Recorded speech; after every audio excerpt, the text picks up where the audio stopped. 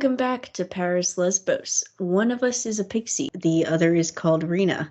We're down what I call the Janet Flanner branch detour, though today's protagonist is not really a side character. She's a dilettante. Ooh. You may remember her vaguely on the fringes of high school talk of 1920s American writers in Paris.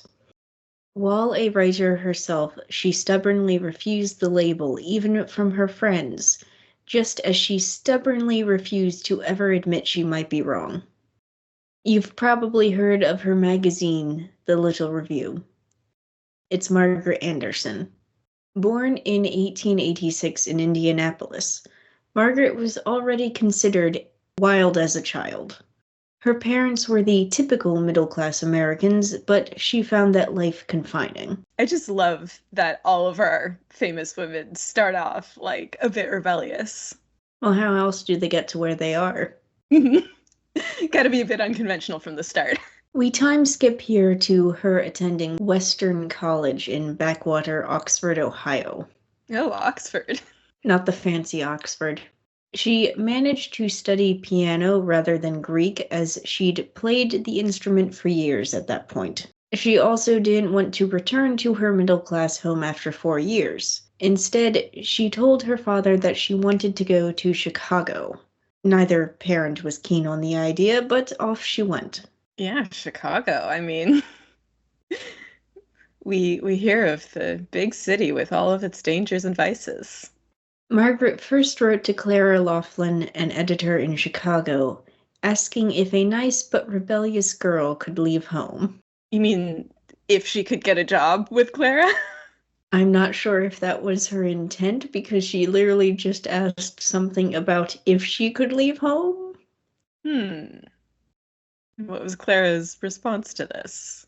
As the editor of the religious magazine Interior, Clara responded with a book recommendation and said to come talk after Margaret read said book. That led to a job interviewing stage celebrities. Oh, so it was a sneaky little application there. Hell of a difference between then and now on the job hunt, especially for a new grad. Yeah, she didn't even have to come out and ask it. She just, hinted. I wish I could read a book and get a job from it.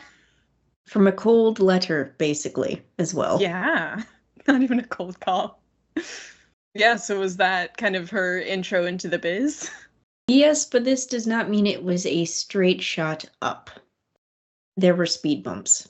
For instance, she started smoking and ran up a lot of debt at department stores. Oh yeah, that's not directly job related, but that sounds like an effect of having that sudden independence and not knowing what to do with it.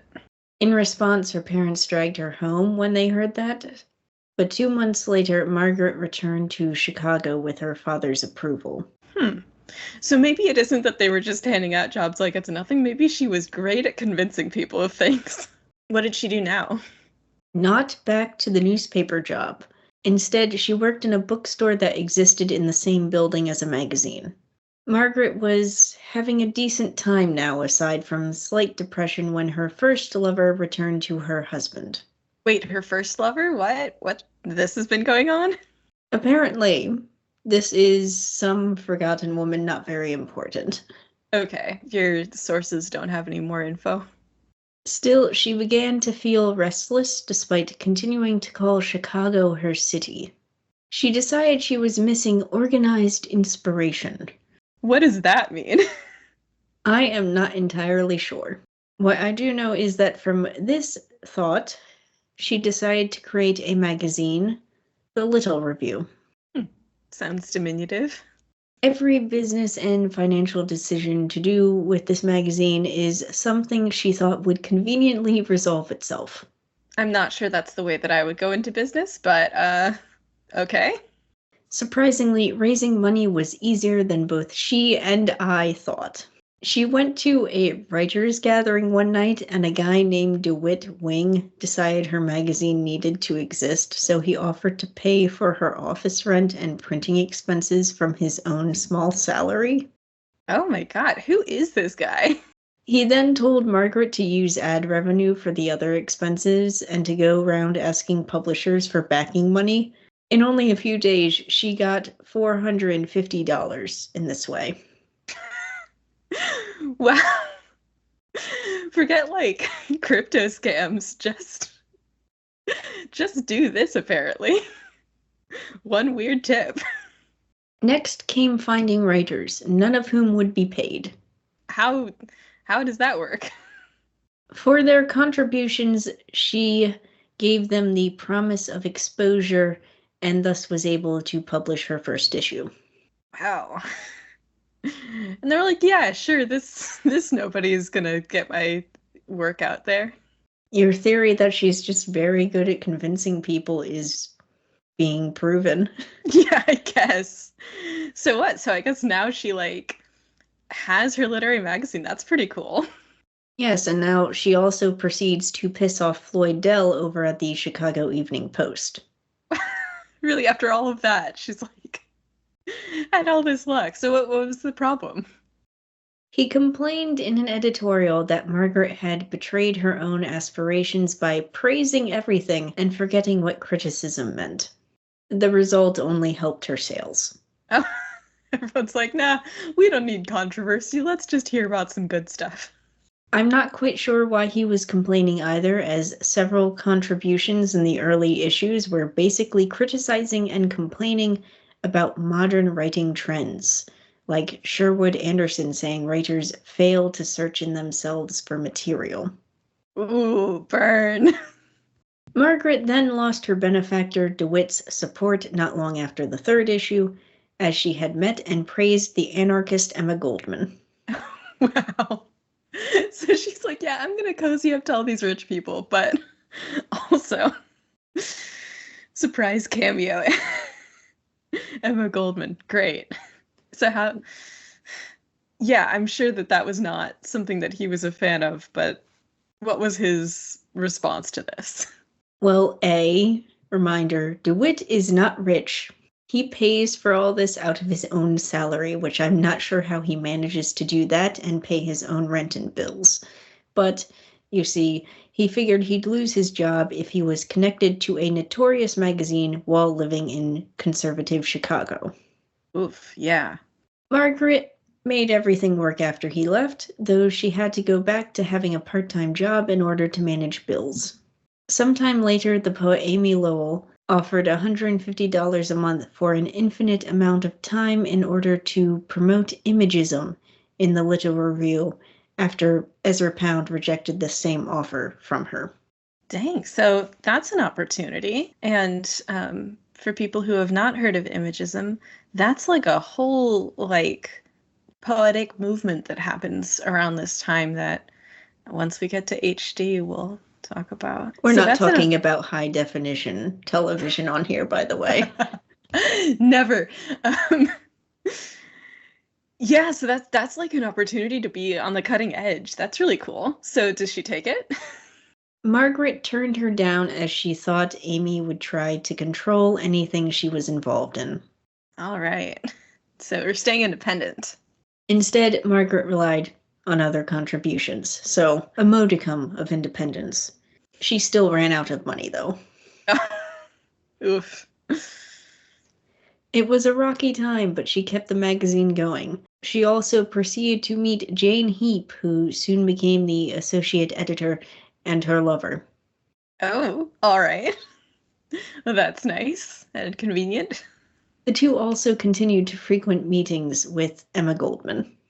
At one point, they published an issue that left almost half of the magazine blank in order to protest the poor quality of the manuscripts they were receiving, and ended up doubling as marketing because it made people talk. Thanks. So yeah, I'm seeing some good marketing work here, and I bet it was cheaper to not use that ink. Things then took a turn in 1916 when they received a letter from Ezra Pound. As in the Ezra Pound. Dang. Margaret had sent him a copy of their latest issue and asked for his opinion on it. He recommended that someone remove typos and encouraged them to look into French writers. What was this about? What do you mean, what was it about? French writers? Was there like a thing happening in French poetry and art, or? The literary and artistic movements of the time rub up against each other, and if you've listened to other episodes on the podcast or you're slightly familiar with parts of the 1920s, you know there's a lot of mingling between Americans and French writers and artists. So he's saying they should broaden their scope to include this and not just the English-speaking world. So what was his game? Was he trying to get his stuff in there the way that Amy Lowell had been doing? Not originally. He decided to take an in-depth interest when he heard Margaret was moving the magazine to New York. Okay, so he's like, this is, I assume he's based in New York? It sounds like it at the time, though I know Pound also spent time in Europe between the UK and mainland Europe. So he's kind of like, oh, this magazine is moving to town. I better get in on this and make sure they know what's what.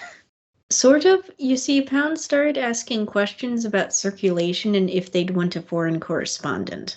Oh, I see. Once he realized they were amenable to his plans, he started making demands. That doesn't sound good.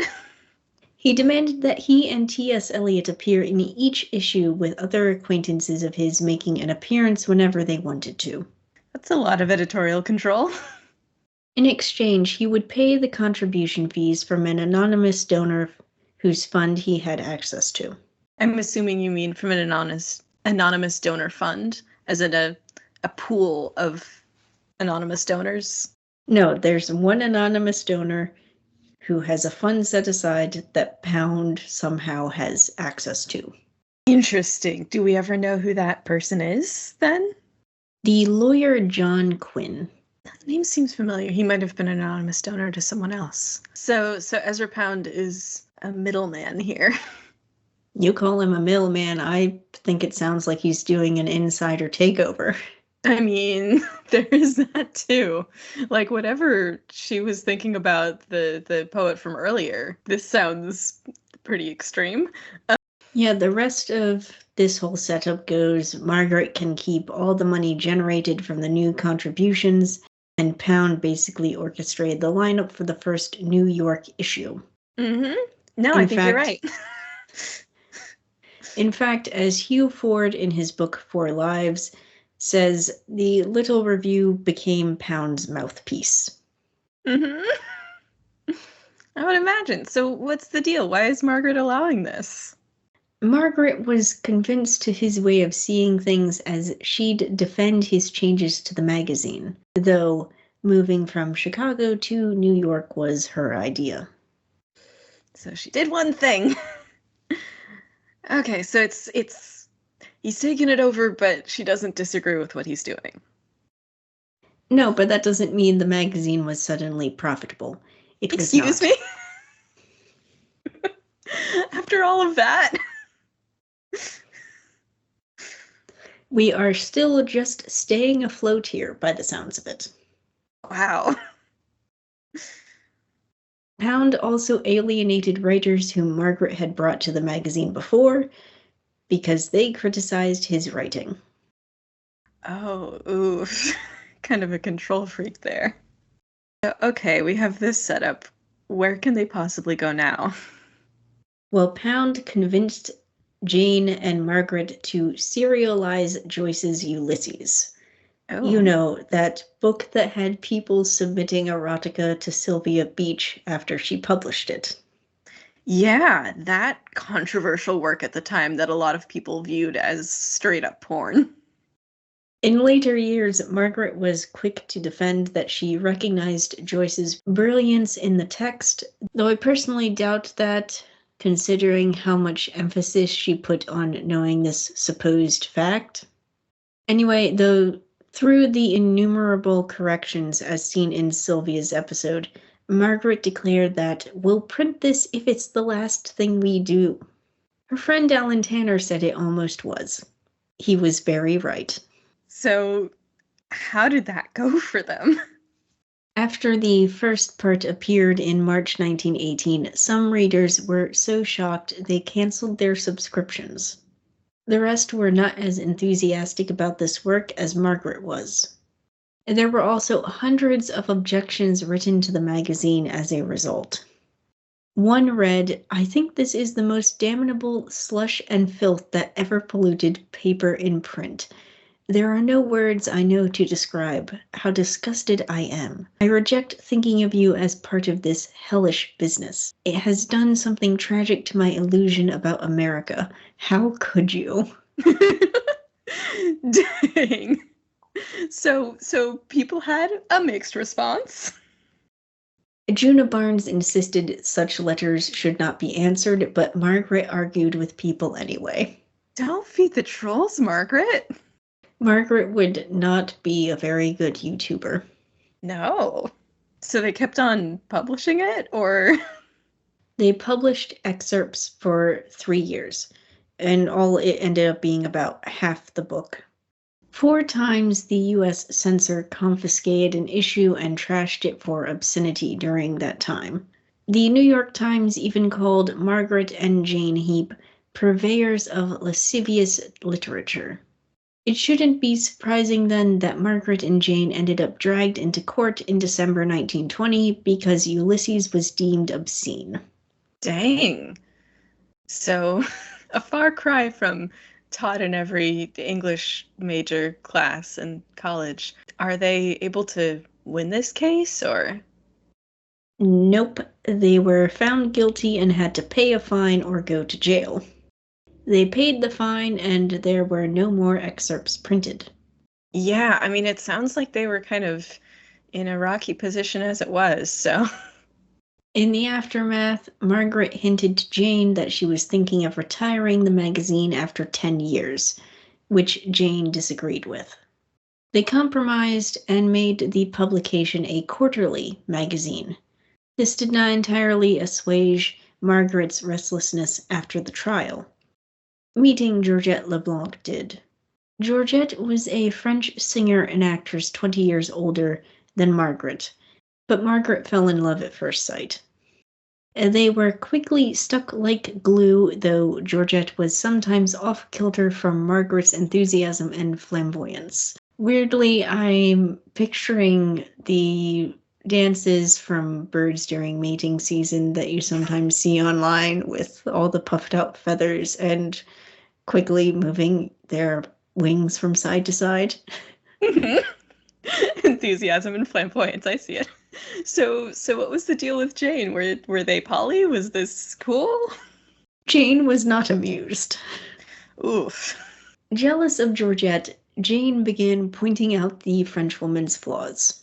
Margaret didn't listen, and in Georgette found a sympathetic ear for her idea of giving up the little review and turning it over to Jane.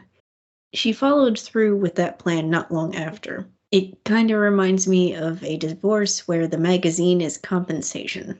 Yeah, the alimony in this gay divorce before they have gay marriage. Well, that's sad, but it sounds like Margaret was kind of headed toward that direction. Thereafter, Margaret followed Georgette to New Jersey for the summer before returning to New York. This is the time that Gurdjieff appeared. Not him again. They and Jane followed him by ship to France under the idea that his philosophy would fulfill their hopes, which I think refers to being happy in life. Yeah, it's kind of vague. Also, a weird setup, like me and my ex-wife and my new girlfriend. Let's all join a cult together. Thankfully, he has not looked at them and attempted to ascertain how their digestion is working. Yet. So anyway, this is how they arrive in Paris in 1923. Quite the entrance. They first met Robert McAlmon, the one-time husband of the poet Briar. Then they met Joyce, who was a disappointment as he said little.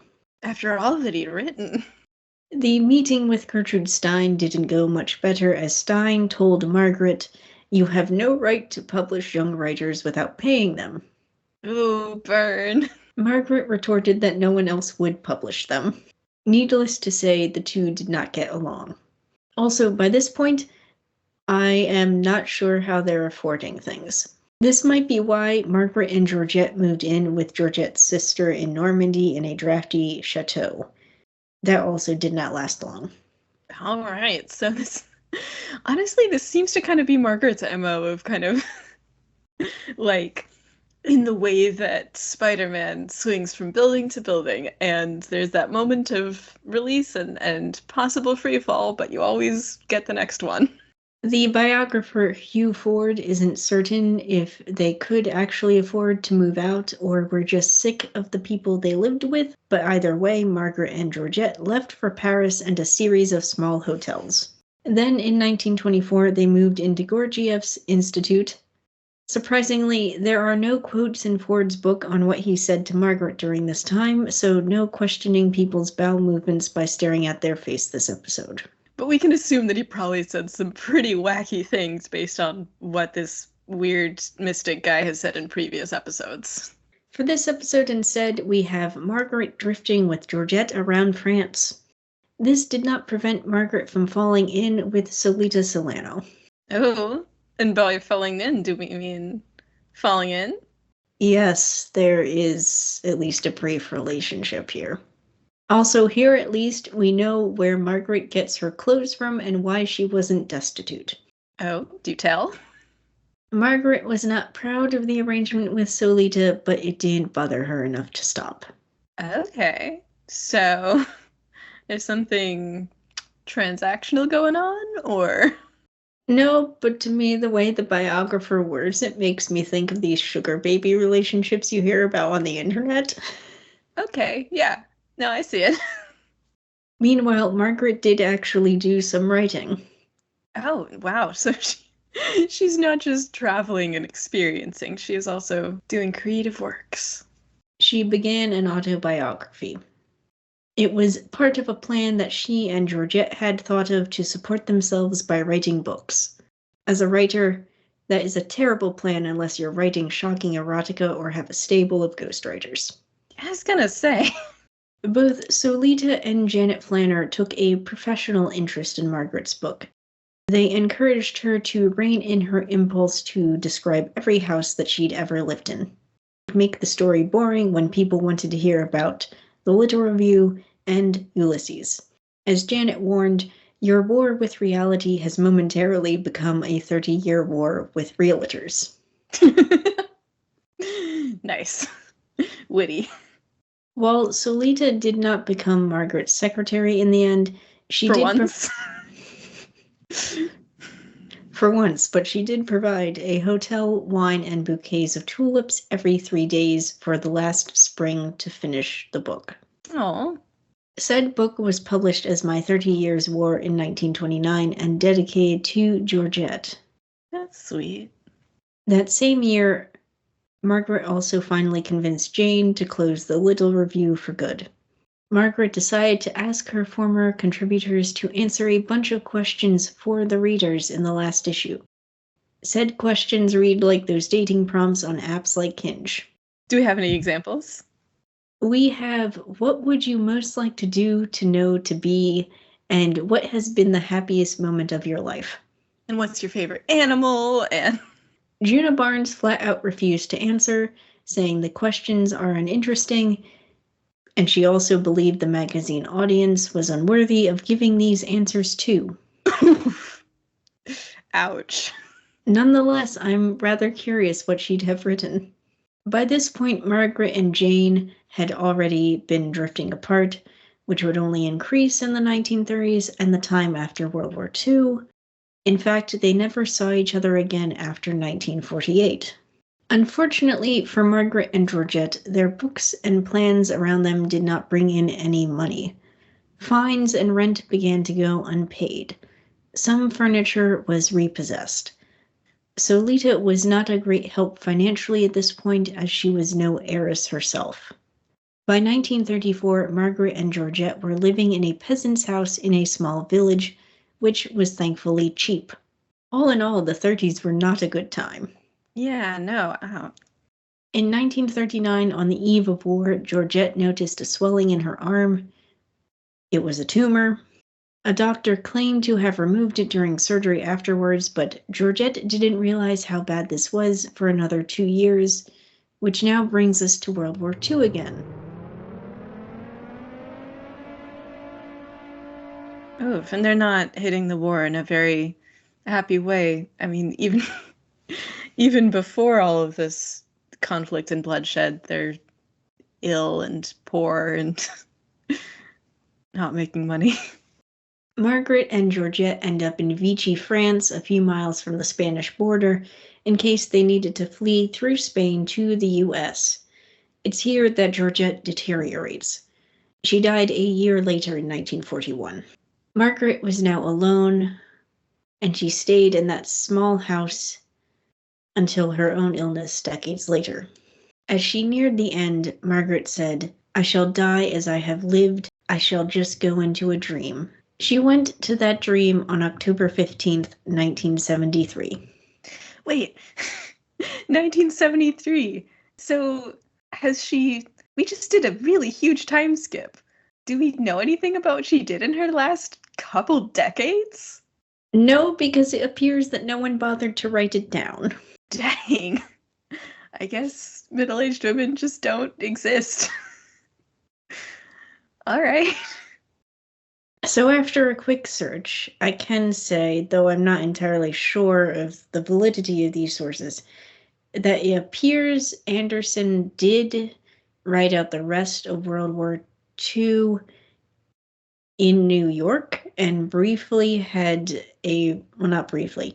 began a relationship with the widow of the famous tenor Enrico Caruso, so Dorothy Caruso, and that apparently lasted until Dorothy's death in 1955. But then Anderson did return to France and did die there in October 1973. All right, so she's up to one or two things. But it sounds like her creative output kind of disappears around this time. It does, which, aside from the one relationship, it makes sense that, for instance, the biographer Hugh Ford basically skips 3 decades. Because he's like, well, she didn't write anything, so do we see her immortalized in anyone else's stories or painted or otherwise in people's artistic expressions? I mean, she pops up in everyone else's biography, in their stories about the 1920s, in history books about the 1920s, though she's more sidelined than, say, Sylvia Beach. A lot of mainstream 1920s stuff focuses on, like, Hemingway and Scott. Right. But Margaret Anderson, it sounds like by having her little review, she facilitates a lot of people's rise to prominence. And then she gets intertwined with Pound. Yep. Which we can have our own conversation about Pound later, but... Oh no. Thank you for listening. You can listen to us on your favorite podcatcher on YouTube. We do technically still exist on Twitter, though if you've been following for a while, you know that we now post more things actually into the community tab on YouTube than we do on Twitter. We also take suggestions, especially when we've run out of polycules to go through. And remember, if you give Ezra Pound an inch, he'll take a mile.